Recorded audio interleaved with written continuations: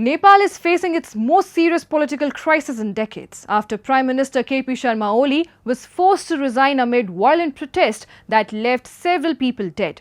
With the political establishment in disarray, the youth-led movement Gen Z has reportedly proposed former Chief Justice Sushila Karki to lead an interim government, hoping her reputation for integrity can help restore stability and guide the nation toward a new political path. A report. Nepal experienced one of the most intense uprisings in its recent history, sparked by public outrage over a sudden government ban on social media platforms. What initially started as frustration quickly escalated into widespread unrest, primarily driven by the nation's youth. On September 4th, the government blocked access to 26 platforms, provoking a strong and immediate backlash. Although the ban was eventually lifted, it came after thousands of young protesters had already taken to the streets, setting fire to government buildings, clashing with security forces, and attacking the homes of political leaders. Several people lost their lives during the turmoil as the resignation of Prime Minister Sharma failed to calm the situation. For many young Nepalis, this movement marks a tipping point, a rejection of a political culture long dominated by patronage and power games. अब हामीले हाम्रो देश बनाउनु छ भने हाम्रोलाई भन्दा पनि राम्रोलाई रोज्नु पर्यो राम्रो र सोच राम्रो होस् भिजन राम्रो होस् उले आफ्नो बारेमा नसोच्नुलाई हामीले अब भविष्य सुनिनु पर्यो देशको. As violence intensified and public buildings burned, the army was deployed overnight.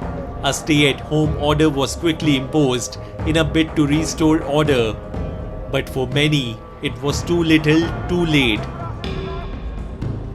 The streets had already descended into lawlessness. Key infrastructure was targeted, and in several districts, mobs stormed detention centers.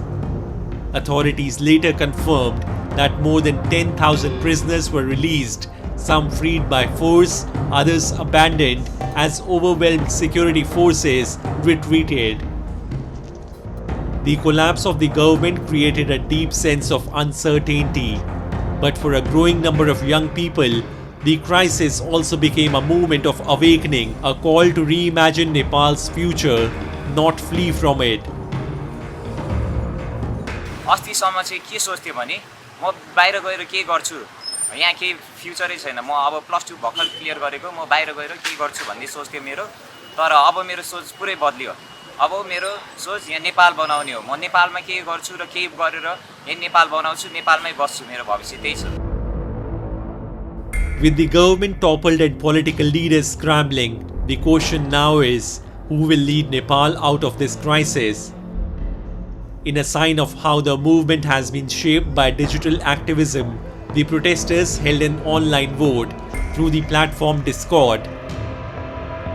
The majority chose former Chief Justice Sushila Karki, a figure respected for her integrity and impartiality, to head an interim government.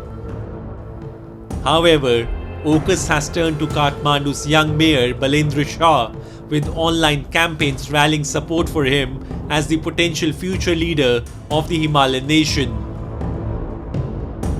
म त सुशीला कार्की नै भन्छु अहिले चाहिँ किनभने बालिनको अलिकति बेला भएको छैन उसको फेरि यता पनि जान्छ उता पनि जान्छ त्यो भन्दा अलिकति सक्षम भनेको चाहिँ मेरो विचारमा चाहिँ सुशीला कार्की नै पहिला पनि प्रधान न्यायाधीश भइसकेको मान्छे राम्रै मान्छे हो त्यो भन्दा अर्को चाहिँ अप्सन देखेन मैले. Yet, despite this development, uncertainty still clouds Nepal's political future.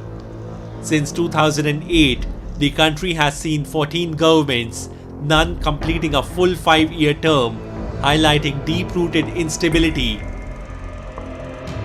What is clear, however, is that this movement, born out of digital resistance and driven by the nation's youth, has already reshaped the political landscape.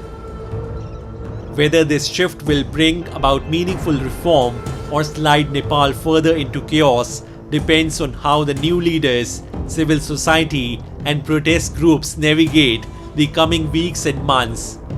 The government may have fallen, but the road ahead remains uncertain.